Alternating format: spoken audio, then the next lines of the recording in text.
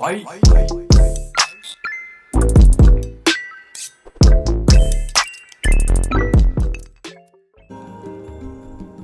What's up YouTube, Kevin Tribal here to talk about Nier Replicant. I'm just going to call it Nier Replicant because I'm not going to say all those convoluted numbers. I'm going to talk about everything about this game, so there will be a lot of spoilers for this, so don't watch this video unless you've beaten the game and gotten all the endings. So Nier Replicant, I guess you would call it a remake of the original Nier that was released on the PS3 and 360. The reason why I call it a remake is because, they did quite a lot to it that makes it more than just a remaster, but it isn't a full-blown remake. But they did add in quite a bit of stuff and fixed a lot. So, personally, I think this is a semi-remake. And before I get into talking about this game itself, I kind of want to talk about sort of the history of the Nier games. I'm going to try to speed through this part just because I kind of went over it in a previous video, and there's a ton of videos that go over the timeline and the connections between the Drakengard series and the Nier series. So I'll try to keep it brief. So basically, the Nier series takes place after ending E in Drakengard, which involved the main character and his dragon fighting the Queen Beast, and they were teleported to modern Tokyo. Long story short, they win the battle, but they're shot down by jets, and the dragon gets impaled, and I guess the decaying body of the Queen Beast and the dragon is what caused the disease that is pretty much wiping out humanity in Nier. That's actually really all you need to know as far as Drakengard's connection to the Nier series goes, is basically Nier just takes place after the bad ending or joke ending of Drakengard, and that's pretty much their connection. It is actually pretty good and interesting lore that, a game that came out years before Nier pretty much started, the whole downfall of humanity and whatnot. But I think it's pretty cool. I don't think Drakengard's actually worth playing just because the gameplay's not good at all. It has a very good story, it's very dark, but really, if you just want to know the connection between Drakengard and Nier, all you need to know is ending E, basically. I do think it's pretty brilliant how a joke or bad ending pretty much caused an entire franchise. You have to hand it to Yoko Taro. That's pretty, interesting writing, and I don't know, I think it's pretty cool. Now, going into the original Nier that was released, this game was really unfairly panned quite bad. I remember playing this game back in the day, and honestly, the gameplay isn't that great, and the graphics are lacking, but I still loved this game. The music, story, and characters were all pretty phenomenal, and I find it almost kind of comical that everyone loves Nier now, yet most of the people who love Automata never even played the original or even knew that it existed until now. Although I do think the funniest part is how the critics that gave this game such a bad score back in the day actually gave the new remake Replicant, 8s, overall higher scores, and I find that funny just because it's fundamentally it's still the same game with improvements and added content, but it's still the same game, and the best parts of the original Nier are still, in the remake, and a lot of the things that the reviewers praised it on, like the story and music and whatnot, well, that was still there in the original back in the day. So I don't know, I think it's funny how they all love it now and hated it back then, but it's whatever. So Replicant is basically the Japanese version that featured the young protagonist, and we got the one with the older one. I believe Yoko Taro originally intended the one with the younger protagonist to be the main character, which I'm guessing that's why we got that one. When Nier Automata was announced and that it was going to be made by Platinum Games, honestly, that changed everything. I knew this game was gonna be quite amazing. Like, I didn't even have to read reviews or watch trailers of the game. As soon as I knew Platinum was on board with this project, I was all like, finally, we're gonna have a Yoko Taro game that actually has good gameplay. And when it finally released, it delivered. Nier Automata was basically Yoko Taro's first real big success. It sold, I believe, I want to say 5 million copies worldwide. I don't know for sure though, and that's pretty impressive from a series that didn't sell anything at all before this game released. Nier also had a crossover with Final Fantasy XIV, which I think is pretty cool. Ever since Nier went mainstream, it's pretty neat to see it be featured in a big name title like Final Fantasy. So now that I talked a little bit about the history and how the franchise got popular leading up to the release of this game, I can now talk about, why I love this game so much and why it means so much to me. So I guess to start off, I'm going to talk about the overall gameplay, graphics, what they changed about this remake first, because there were quite a few changes that they did to the actual combat and animation, a little bit of the graphics. So I'll start from there and then I'll move on to the music, the story, characters, and the new content. As I get close to the story and characters and new stuff, there will be a lot of spoilers, so just letting you guys know. Alright, so let's get into the combat and graphics and what they changed first. So the original Nier wasn't a very pretty game, and the gameplay was pretty basic. Even when it released back on the PS3, it was still pretty rough around the edges. But luckily, they redid the combat and touched up the graphics. This game runs a lot smoother and is overall a lot faster than the original was.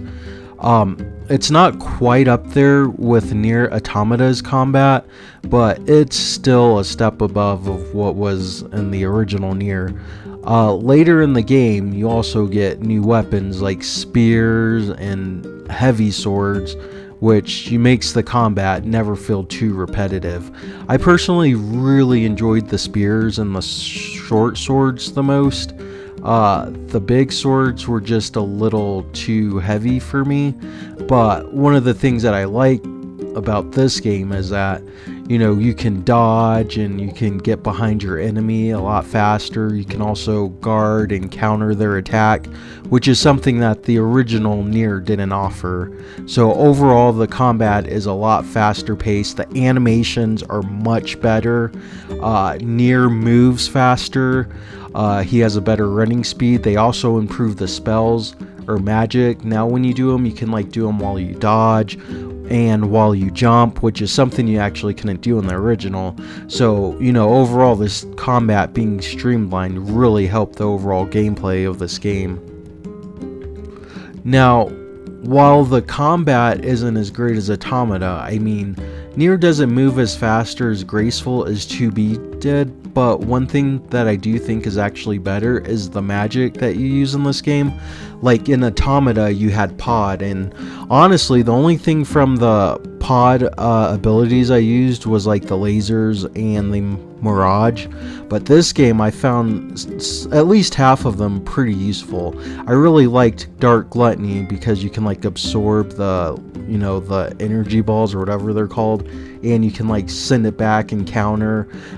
You're always going to want to have the spears with you, I think that's like the best magic on here. I really like Dark Whirlwind, especially when dealing with multiple enemies. So, overall, I found the magic, to really balance out, the gameplay. So, as far as the graphics go, I think they're kind of mixed somewhat. I mean, they're okay. They're not bad. It's still a PS3 game at the end of the day. They did touch up the textures. They like lighten the bloom effect a bit. Overall, it does look much better than the PS3. One of the things that I do think this game did very well is the artistic design, like the Airy, Seafront, Lost Shrine. There are a lot of nice looking areas in this game, and then there are some that don't look good, like the Junk Heap is basically just a maze that's kind of bland. But overall, I do think this game actually looks pretty good, mostly because of their environments that they did are pretty solid. Another thing that I really like is that they also, aside from fixing, some of the textures and stuff, they redid the character models, and I think Nier himself looks very, very better, like much better than he did in the original. And of course, Kaine, who's absolutely gorgeous, also looks pretty good in her new redesign. I mean, some people think her original design looks better. I don't see it. I think her new design is quite beautiful. But as far as the overall graphics goes, this game really does look much better than the PS3 one.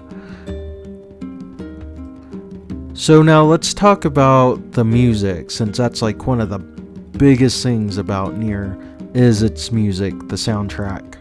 The soundtrack in Nier Replicant is phenomenal. They actually redid the entire soundtrack for this game, and for the most part, I think it's good, but if I were to be honest, I think the original had a better soundtrack. I think they tried too hard to make this sound like Automata's soundtrack, which kind of takes away from the original Nier's music, because it had its own identity. But don't get me wrong, the new soundtrack is still very good. Honestly, I think I prefer the soundtrack over Nier Automata's. And the new tracks that they did, Fleeting Words, Family, and Other Side, were both very good. Those two tracks were played during the Mermaid boss, and I actually think those two tracks are like my favorite in the entire game. And of course, Song of the Ancients is still beautiful as ever. I still love just standing next to Popola, listening to her sing. I just can stand here for hours just listening to her. It was my favorite thing to do in the original as well. Now, there is one track on here that I actually think's way better than the original, and that is Snow in Summertime. Now, at first, I didn't care for this version, but the reason why I actually like this one more than the original is because of how dynamic it is, and the way they used it. In the original Nier, as you were going to the Shadow Lord's castle for the final battle, it just played the normal music in complete stone.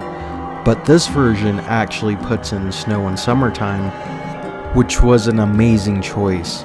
Listening to the music get louder and more dynamic the higher that you climb up was just phenomenal. And this is what made me appreciate the new version so much. Because of the fact that it had a lot more layers than the original, you can really appreciate it. Like the way it gets louder, the higher you get. It was just a very good choice for them to do it. I had so many chills as I climbed up the Lost Shrine the last time to face the Shadow Lord. It's amazing how music can change a scenario so much. Alright, let's talk story and characters. The main protagonist is a kind-hearted young boy who wants nothing more than to find a cure for his sick sister. That's pretty much the main driving point of the whole narrative, is Nier finding a cure for his sister. Nier is kinda whiny and naive at the beginning, but he's also very selfless. Aside from trying to save his sister, he also does whatever he can to help the villagers and Kaine and Emil, who he meets later as well. Halfway through the game, when the Shadow Lord comes and attacks Nier's village and takes his sister, there's a 5-year time skip where Nier becomes older. Older Nier is a lot more serious, and he really hates the Shades, to the point where he seems almost kind of psycho. Like, almost every line he says is he wants to kill the Shades, and he wants to kill them all, or, something like that. Considering that his sister was gone for 5 years, it all makes sense. But older Nier is just a lot more serious, and he's not as cheerful as his younger counterpart is. And overall, I really do like Nier as a character. I think he's pretty good, and the whole personal story of him saving his sister is pretty well done. Our next character, Emil, I find kind of interesting. He starts off in the first part as a boy who can't see, and everything he looks at turns into stone. Emil has a tragic past. Him and his sister were experimented on because they were trying to be made into, I guess, the ultimate weapons. The game doesn't go too heavy into what happened to them in their past, but there are short novel sections that explain more of what happened in playthrough B and C. In those playthroughs, you'll actually know a lot more about what Emil had to endure and how he had to actually was the one who turned his sister into stone. But anyways, when Emil goes deeper into the basement so he can get more power to free Kaine, he ends up turning into a skeleton monster, I guess, which is kind of a sad scene, but the reason I kind of like it is just interesting just because I love how damaged this group is. Like, you have the main protagonist who's just, completely angry and just wants to kill everything. Then you have the mage who turns into like a freak or a monster. And then, of course, you have Kaine who has her own issues, which we'll get into in a second. Emil really gets it kind of rough throughout the game, despite the fact that he's actually like the nicest person in the group. But one of the things I really do like about Emil is I love his bond with Kaine. They both know what it's like to be different, and they both support each other. Like, Kaine tells Emil not to be ashamed of his body, and then Kaine tells Emil to stop her if she goes berserk because of the shade she has. Overall, I thought it was one of the healthiest and nicest relationships in the game. And speaking of Kaine is my favorite character in the game. Like Emil, she too is different. While Emil has cursed eyes, Kaine has a cursed body, partly due to the shade that possesses her. But that's actually not the only reason why Kaine thinks her body is cursed. Kaine is, I guess you could say, packing heat. She has a dick, I guess you would call it.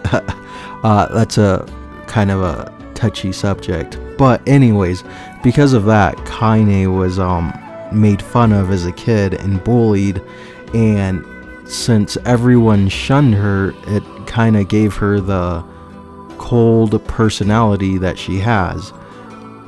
She eventually meets her grandmother that pretty much cursed all the time, which Kaine picked up, and that pretty much shapes up Kaine's personality.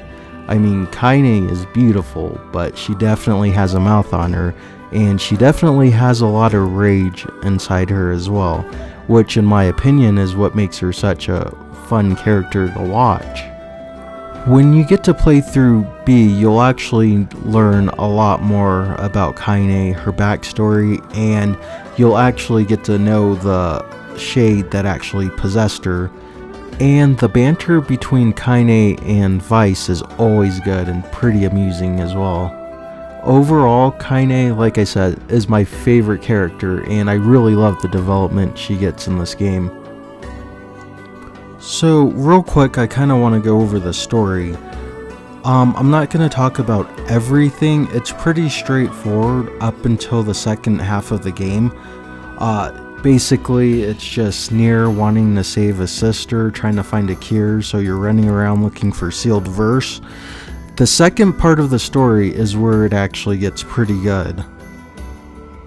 Leading up to the second part, shit really hits the fan. Basically, shades attack Nier's village and a huge shade leads the charge. But what also happens is the Shadow Lord kidnaps Yona, and from there's just a lot of good emotional scenes, which really picks up the story quite a bit. From this point, this is where the story is like shit gets real, like really does. There's nothing but a lot of emotional scenes and a lot of, you start to feel a little, desperate for the situation which is going on, and this is the moment where the story really picks up. But what I really want to talk about for the story is, like, once you get to play through B, which you really need to play, it's after you beat the game the first time, this is where things really change, and this is where you get the whole picture of the actual story. One of the scenes that really stood out to me the most was when you go back to Facade to go to the king's wedding, and there's a wolf shade there who, at first, on your first playthrough, it's pretty clear that, he's the bad guy. I mean, he's like killing the people of Facade, and you kind of just are under the assumption that, you need to kill the shade.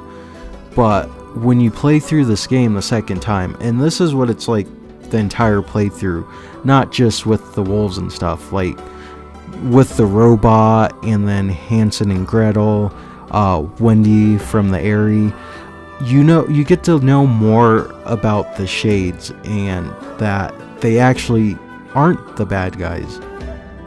But at the same time, Nier and his group, I don't think they're the bad guys either. At the end of the day, it's pretty much just one big misunderstanding. But the reason why this particular story kind of conflicted me a bit was because it's like, I really didn't know, whose side to be on. I mean, like I said, there's two sides to a story, but the mask people were killing the wolves, and the shade obviously isn't cool with that. And this scene, it's a pretty heart-wrenching scene. It's pretty sad, and it makes you want to hate the humans, the people of Facade, because of this. But at the same time, it's like, can you really hate them? Were they really in the wrong? Because the wolves actually did kill their people. But it's like, I really didn't know who I was supposed to root for. It just made me pretty damn depressed overall. Especially when you play through this game like 3 times. You have to do it at least 3 times to get all the endings. It just was emotionally draining. Especially because the wolf killed Freya, who was the most innocent person in the game. She had like a pretty difficult, hard life, and the leader of the wolf pack, the Shade, just killed her. And it's like, it's so hard to kind of like, feel bad for the wolves when they just kill an innocent person. But this is why I love the story so much, and it's pretty much the theme of Nier. It was also kind of like that in Automata. I mean, there is no real wrong or right, just completely misunderstandings and tragedy. And with the beautiful music in the background, the scene always makes me tear up. And this, in my opinion, is why I think Nier is so brilliant. And I also believe that they did the whole playthrough B way better than Automata. And one of the things that I think is very neat is how the game foreshadows its events. Like at the very beginning of the game, when you're supposed to kill these shades, they're actually not hostile. The reason why they're not hostile is because they're just kids. And when you play the first time, you don't know that. But once you actually know the whole story, you realize like, wow, I was just killing kids, the real people. But what's worse than killing kids? How about babies? Yeah, the very last area of the game is just a complete emotional roller coaster. And when you're on playthrough B, you realize that what you're doing is pretty wrong. The only person who can actually understand them though is Kaine. But Kaine doesn't actually say anything that, they're just like killing the real people, because that's what the shades actually are. The shades are the real people, and this is how Nier Automata's world gets so messed up, because Nier is pretty much dooming humanity by doing this. And because Nier kills Devila and Popola, humanity is pretty much fucked. And this is pretty much what leads up to Nier Automata. But this entire final sequence, the Shadow Lord's castle, in my opinion, I think it's so much better than the tower from Automata, just because there's just so many emotional scenes, so much loss, so much heartbreak.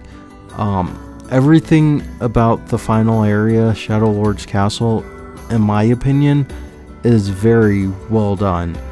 Like, it just is one of my favorite parts of this game, and it's kind of why I love the story so much, because once you actually face the Shadow Lord on playthrough B, you pretty much realize you're fighting yourself. The Shadow Lord is Nier, the actual real version of him, and all he's trying to do is save his sister, just like the main character. I mean, it's such a conflicting final battle, but not only that, I just think the entire scene is just so well done. Like the music, the atmosphere, the fight. Like as soon as you walk in, it plays Shadow Lord, which is the name of the music, but it plays a nice softer version, and then once the battle actually starts, it plays a much louder, faster paced version, and it's just it's so good. And what I think's even better is all it is two brothers just fighting to save their sisters. That's what the final battle is. And no one is right or wrong. No one's really, evil or bad or good. Even though, the main protagonist is actually dooming humanity. I mean, he doesn't actually know he is, but at the same time, he's only doing what he thinks is right. And what he thinks is right is actually wrong, which I think is a pretty cool detail of the story. Towards the end of the emotional fight, Vice will sacrifice himself so you can deliver the final blow on the Shadow Lord. This is another quite amazing scene, mostly because I love how when you actually strike the Shadow Lord, the music will slowly just rip apart until it's the music box version, and I just think that's such a cool, neat detail that they did, and it made each strike feel just that much painful. Like, as I was delivering the final 3 blows, I actually felt kind of sad about it, just because, I mean, all he was trying to do was save his sister as well. I mean, like I said, neither of them were actually wrong, and the way the music is just a music box version of Shadow Lord was pretty brilliant. And I don't know, I didn't feel like I won once I actually beat him. It's a pretty, sad scene. Now, I won't get too into the endings. There's 4 of them, and one of them is new, ending E, which I am going to talk about because I want to talk about the new content this game had as well. So let's go into the new content that they added for this game. So in this new version of Nier Replicant, they actually added quite a few things to it. There is the Mermaid episode and ending E, but in playthrough B and C, they actually added some extra scenes that actually weren't in the original game. In playthrough B, you'll see scenes with Kaine, Emil, and Nier, which they don't actually serve too much, but it was actually really cool that they actually added in these new scenes, especially the one with Kaine and Emil just chilling at the campfire. I thought that was pretty neat. When you do play through C and D, you'll see some other scenes which involve Devila and Popola. Basically, I guess it's just, them shooting the shit. Like I said before, it's not anything too important, but the fact that they actually added in extra scenes I think is pretty cool. Mermaid is the new episode that they added to this game, which I really enjoyed. Basically, it's about a little girl who can't talk, sort of like the Little Mermaid, and just wants to be human.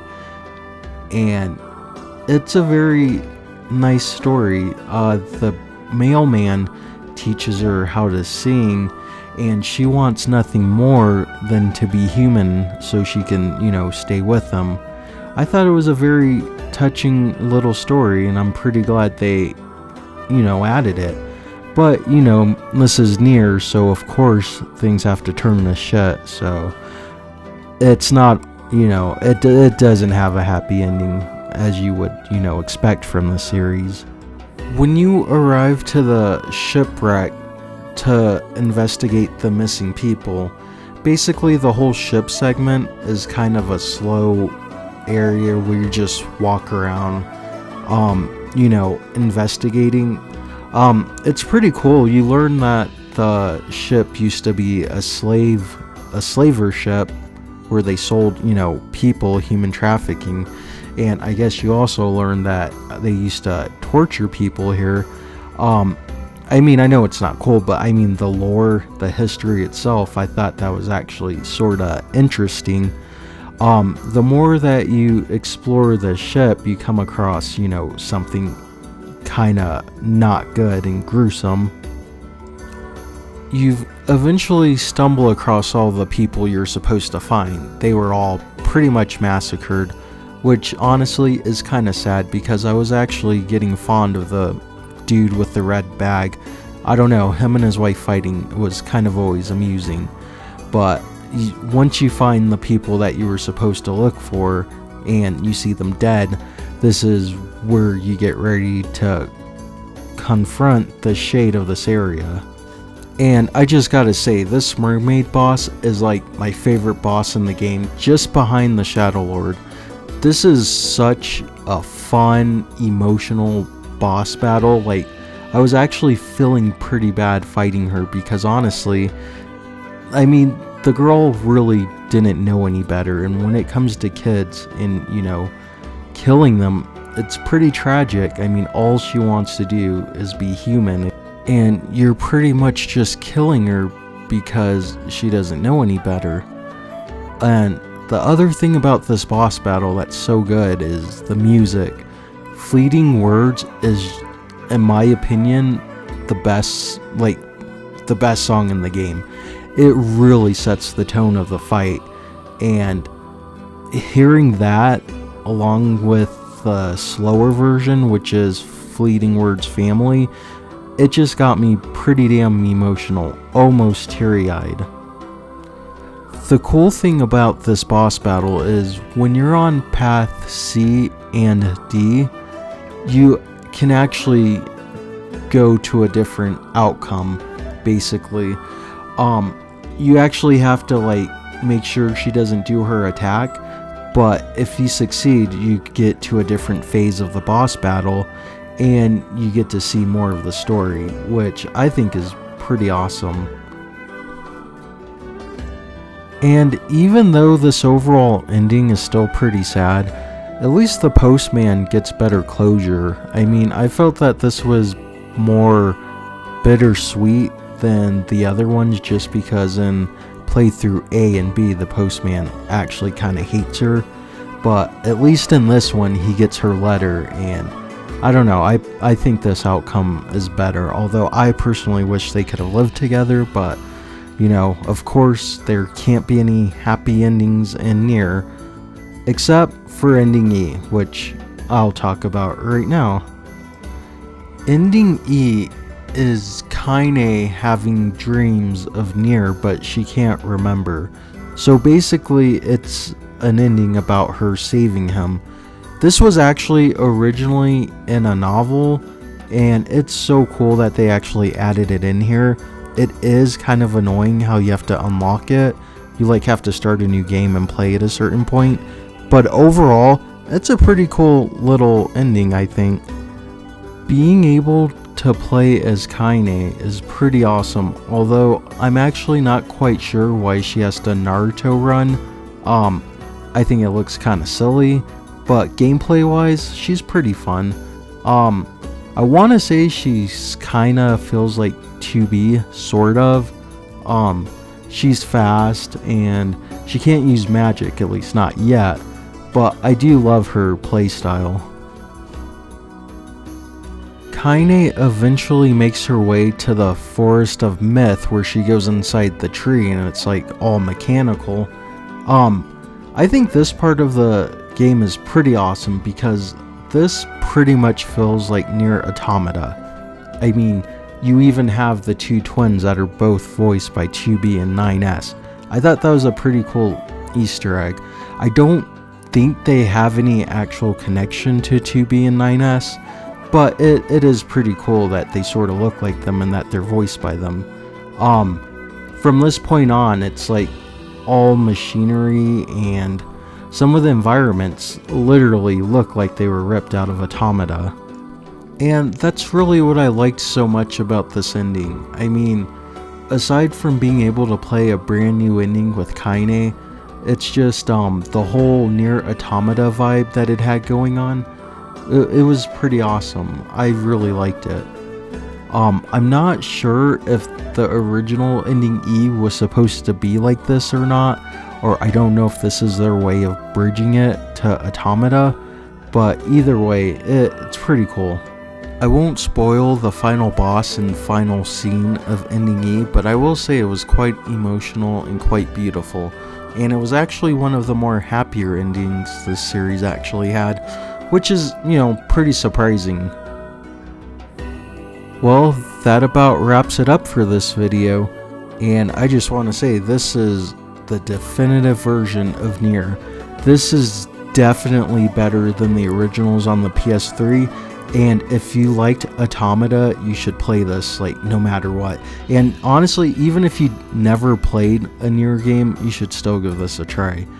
I think I might actually like this more than Automata, and honestly, I love this series so much as a whole, and this game in particular means quite a bit to me, so I'm glad I got to do this video and talk about it, just because I just love the Nier series so much. And I hope you guys enjoyed this video, so yeah, that's it.